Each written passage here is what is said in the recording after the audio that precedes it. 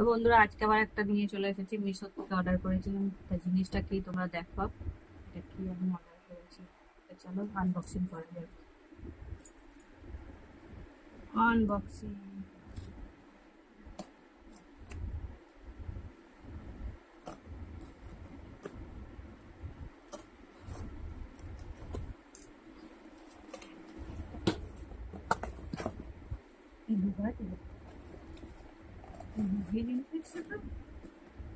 তো বন্ধুরা দেখো, এটা আমি অর্ডার করেছি। এটা কিন্তু টিস্যু পেপার রাখার।